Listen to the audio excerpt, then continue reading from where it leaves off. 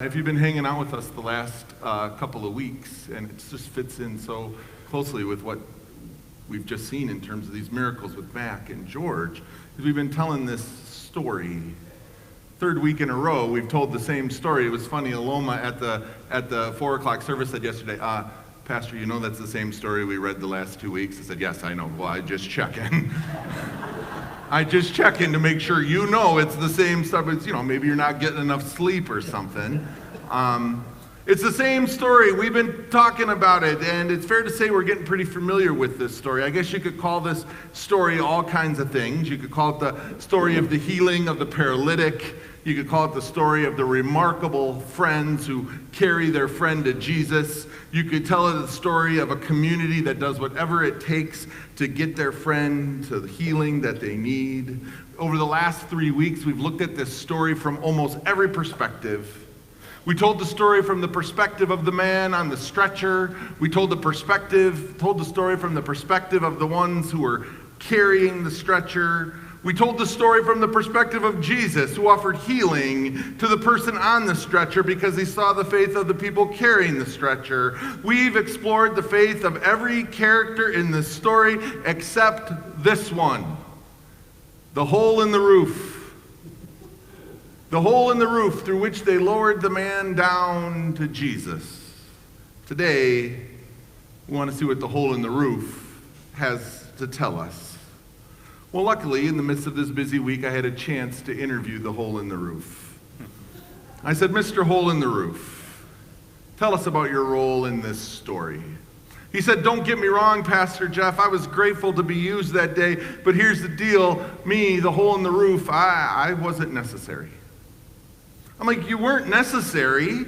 Without you, the paralyzed person never would have gotten down to Jesus. And the hole in the roof said to me again, I'm telling you, the only reason I was needed, the only reason there had to be a hole in the roof is because all those darn people just couldn't get out of the way. There were just too many people standing in the way of this one person who needed to get to Jesus. The hole in the roof said if the people could have just seen that they were blocking others from getting to Jesus, if they just could have got out of the way, if they could have just inched a little to the left or just inched a little more to the right, there would have been this passageway right down the center. We could have got that man to Jesus without putting a hole in the roof. And then the hole in the wall said something to me, the hole in the ceiling, the roof, said something to me I'll never forget. He said, why is it that people are more willing to put a hole in the roof than they are to make room on the floor? Why is it that people will go through the mess of putting a hole in the roof or the expense of fixing a hole in the roof when all along they just could have made a little more room for somebody to belong? The sad truth of this story is that an inability to make room for someone else usually ends up with a hole needing to be punched through the roof. Every church fight ends up with somebody needing to punch a hole through something because people won't make room. Every worship fight ends up with somebody saying, my music is better than your music, and we end up having to punch a hole through the worship. When all people are saying is, can you make a little room for me? I'm worried that our poor United Methodist Church is about to have a hole punched right through it.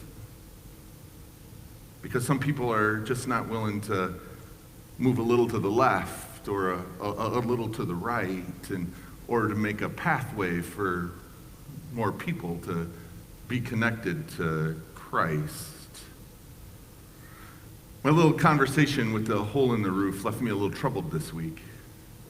Left me asking myself this question. Is there anything in me that is standing in the way of others getting to Christ? Is there an attitude in me that's just in the way? Is there a prejudice within me that stands in the way of others getting to Jesus? Am I just unaware of other people so much so that I just would stand there and block someone else's way? What is it about us that is sometimes just so unwilling to move aside for someone else? Is it because we just want Jesus all to ourselves? Are we afraid that there's not enough of him to go around? The question that left me this whole week was, is there any room? Oh, there is space to be occupied, but is there any room? The stories of Mac and George remind us today that people don't just want to occupy space.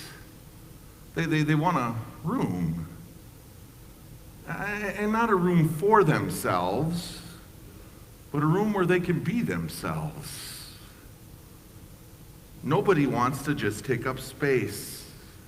I mean, that's the question people ask every time they come to a church for the first time. Is this the place where there will be room for me? I'll never forget the moment here a couple of years ago, meeting with a young mom outside of our church on her way out. She'd been here for a couple of weeks with her 2 young girls. They were loving being here. And she said to me at the door, before we go any further, I just want you to know I'm not married to these kids' dad. And if that's a problem, you should let me know before we break these little girls' hearts. She just wanted to know if there was room for her here. And there has been. That's the question people ask when they show up here for the first time. Is there going to be room for me when they learn I'm divorced? Is there going to be room for me when they discover I'm bipolar? Is there going to be room for me here when they see that we're a biracial family? Is there going to be room for me here when they learn that I'm gay or that I'm transgender? Will they let me stay here when they know I'm homeless? Will they let me stay here when they discover I'm kind of agnostic and I'm just trying to figure this out? And more in our culture, I think there's this fear.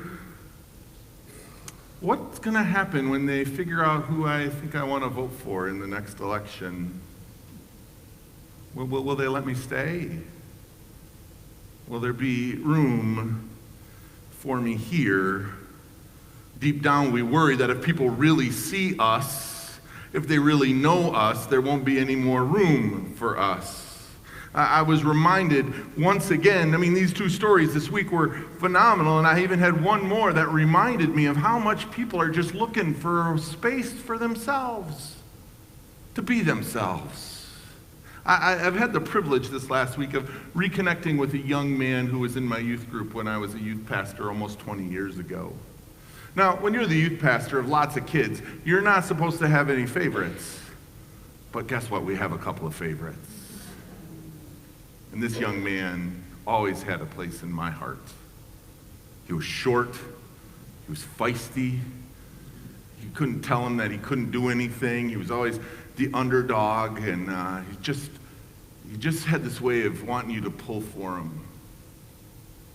I lost track of him for a couple of years, but through the value of Facebook, we've been reconnected. And here's what I learned about my friend, who's now in his early 30s, the same age as my friend Mac, is that life has not always been easy for Scotty. He's been divorced. He's lost good jobs. He struggles with anxiety and depression. He's struggled with addiction. Could no longer afford his car, so now he walks to 2 different jobs just in order to keep paying the bills, just in order to make ends meet. I said, Scotty, what do you need? What can we do to just help you along? He says, well, you don't need to do anything for me, Pastor Jeff. So, well, wait a minute, I'm offering. What do you need? Well, I could use a gallon of milk and maybe a loaf of bread. I said, I'd love to take you grocery shopping. Well, you don't need, well, I'm going to take you grocery shopping. You ever wonder what those few extra bucks you put in the green envelope allow us to do? And it wasn't about the grocery shopping. It was about the hour that I could spend with him walking up and down those aisles where he could tell me what was going on in his life. And we'd walk up and down the aisles and he'd take the hot dogs and I'm like, why don't you grab a steak? I don't need no, I'm like, Uncle Jeff wants you to have a steak. You're gonna need some toilet paper. You're gonna need some toilet paper. Buy the Charmin, trust me.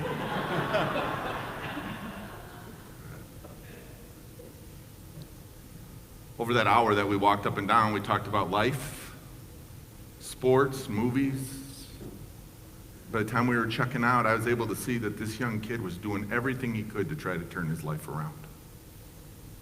And on that ride from that grocery store to his apartment, it must have been the Holy Spirit that prompted me to say to him, Scotty, I just want you to know, I'm proud of you. You're pulling it together, young man. And I'm proud of you. And I looked over, and at the same time, he was smiling from ear to ear, and tears were streaming down his cheeks. And he said, do you know how long it's been since somebody told me they were proud of me? In that car ride, Scotty discovered that there was still room for him. Not because of what he was not, but because of who he's becoming. And there was reason to be proud for what he was accomplishing, instead of just pointing out all the ways that he knew that he was failing. Will there be room? You know, we've been building a Lego church. It's amazing when you ask people to make their construction of what they think the faith is and give them the day to do it. The teenage boys of this church, when asked to build something that represented their faith, they built a couch with a remote control. And actually, it's really no surprise that that's what they picked, because every Sunday night, they sit on couches upstairs where people like Bill Warren and Josh Wright, Mary Wilcox, Bridget Nelson, let them know that there's a space for them in this church. And my boy's one of those boys. See, when your daddy's the pastor, you think everybody just likes you because your daddy's the pastor. These guys make sure Casey knows that he's a child of God, no matter what his dad does. And there's room for him on the couch. I mean, that's the miracle of the Lego church, is that we can make room for new pieces without the existing piece needing to be anything other than who it is. The yellow piece can stay yellow, and the green piece can stay green. And the red piece gets to stay red. And the blue piece can still be blue. And there's a deeper metaphor in there if you think about it. And they can still fit together without telling the other one they need to be anything other than who they are. And yet when they're together, there's something neither of them are on their own. And then you can make room for the green and the gold. That's my Packer reference.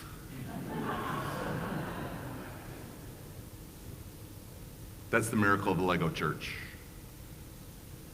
is that there is room for new pieces, and you can be the piece that helps connect somebody new to what God is doing. You're making sure there's room on the couch of faith for new people. This week, I'm going to send you your favorite piece of mail of the year, your pledge card. Oh, that's where you're supposed to cheer.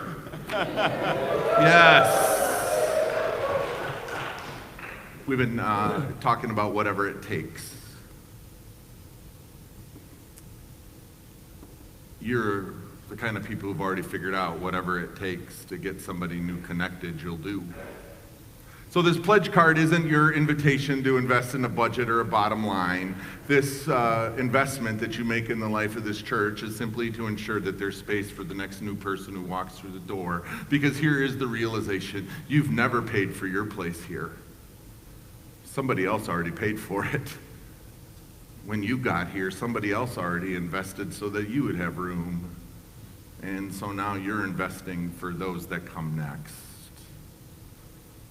Let me introduce you to a couple of people that you've made room for this year, and how you, in this place, this Lego church, is making a difference in their life.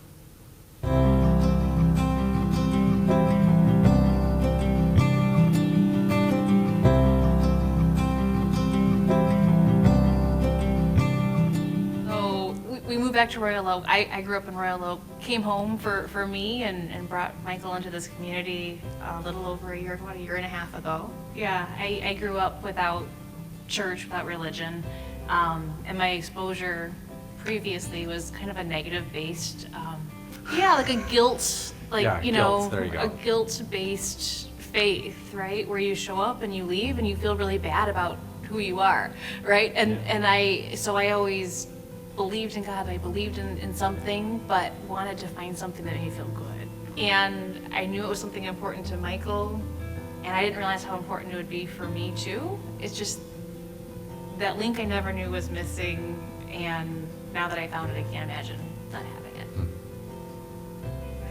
And yeah, expecting our first child, and excited to start that journey, and really excited about doing that with the church.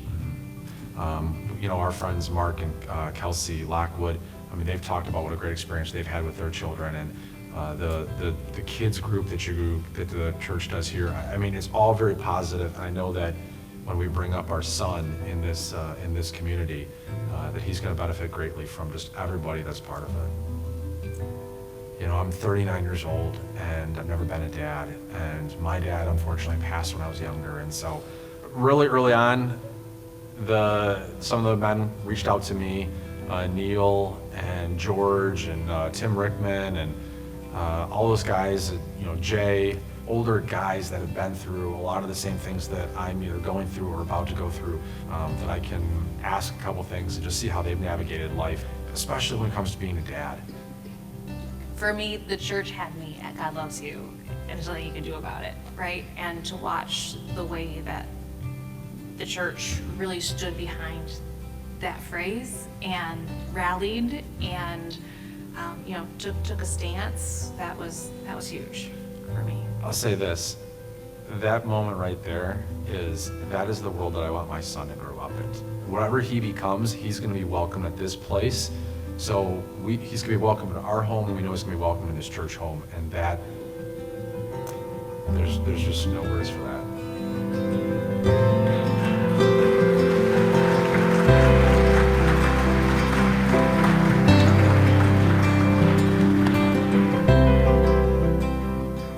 Mark and Kelsey Lockwood, you were the piece that told their friends there'd be a place for them too. Thank you for inviting your friends to find a place to connect. And as Michael said, this new baby that they haven't even met yet, they're not afraid. Because no matter who this kid becomes, they trust you to find a place for them. From time to time I get invited to go to these churches that are struggling, and they want me to come in and give them the golden touch. What I walk in there and I realize is they've got enough space for more people. They're just not willing to make room for anybody new. And the miracle of Royal Oak First is for 3 years, we didn't have any space to give at all. And so all you knew how to do was make room. That's what it takes to build the Lego church, to build the movement. I hope you'll invest in it, because somebody invested in it for you. And so we get to invest in it for somebody else.